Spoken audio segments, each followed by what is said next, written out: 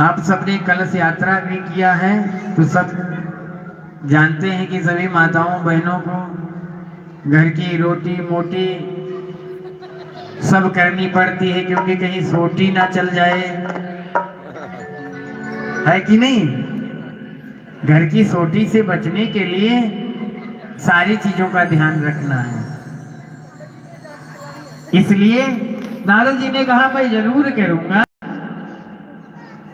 भक्ति मैया ने कहा कि प्रभु जब ऐसी दशा है, और हमने सुना है कि महाराज परीक्षित जी इतने महान राजा थे, उनके अंदर सामर्थ्य था और वो चाहते तो कलयुग को समाप्त कर देते, लेकिन कलयुग को समाप्त क्यों नहीं किया।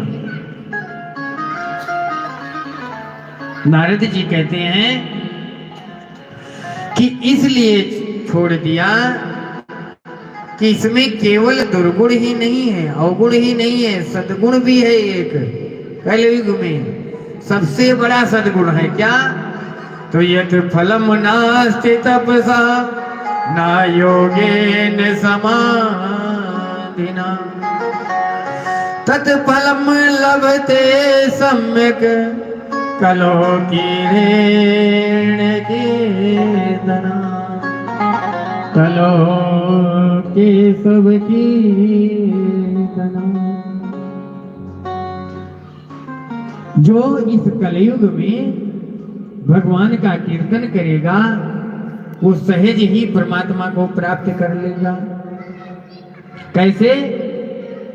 तो कलयुग केवल हरि गुण गाता, कलयुग केवल हरि गुण गाता, कलयुग केवल हरि गुण गाता, कलयुग केवल हरि गुण गाता, गावै नर गावै भवता, गावति नर गावत भवता।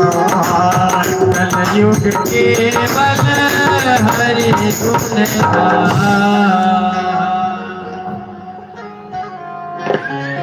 जब ऐसा कहा भक्ति मैया थोड़ी प्रसन्न हुई, और उसके बाद में नारद जी ने कहा कि इसी कारण से जो ये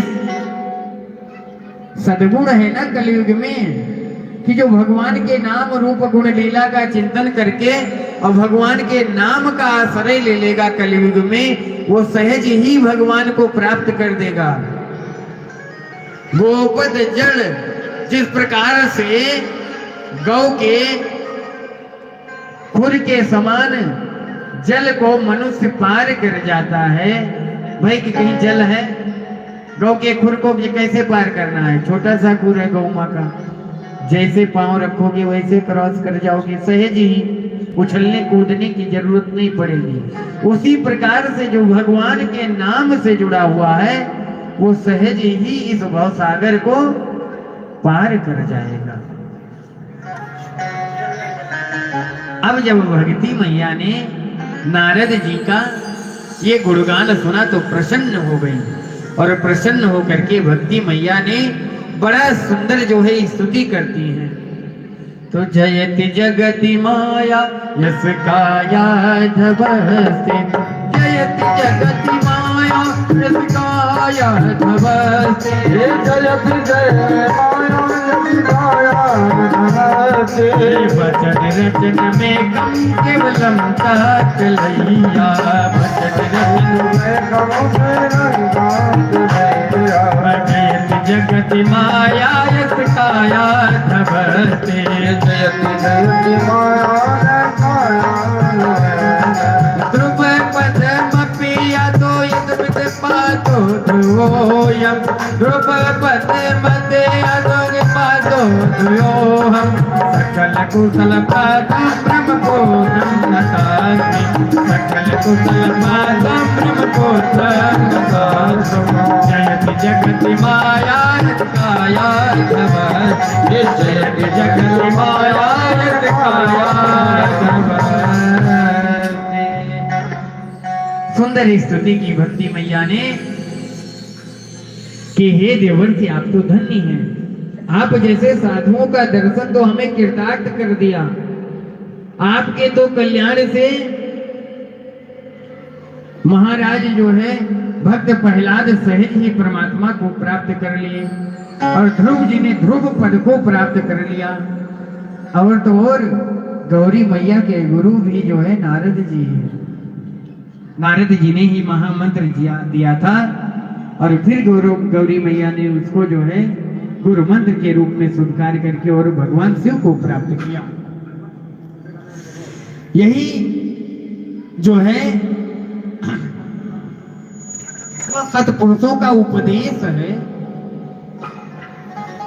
यही हमारा कल्याण करेगा।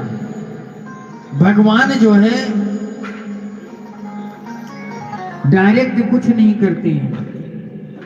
भगवान अपने ही रूप में, क्योंकि सर्वत्र विद्यमान है, कहीं ना कहीं उधर से आकर के परमात्मा और उसके बाद में सूत बन जाते हैं।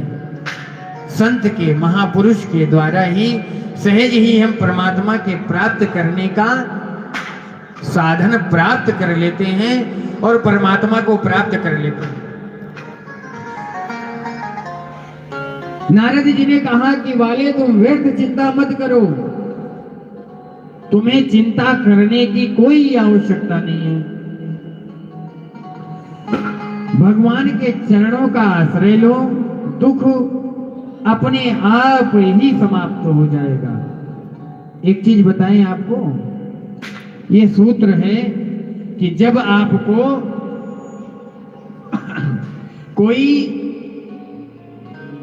रास्ता ना मिले, कोई मार्ग ना मिले, चारों तरफ दुख हो, कहीं भी सुख का आश्रय ना मिले, तब जो है हमें भगवान के नाम रूप गुण लीला के चिंतन में लग जाना चाहिए और भगवान के नाम का आश्रय लेकर के राम राम कृष्ण कृष्ण राधा राधा नाम रटते हुए समय व्यतीत करो।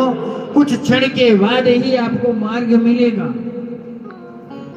आपको कोई ना कोई मार्ग मिल जाएगा, कोई ना कोई युवती, कोई ना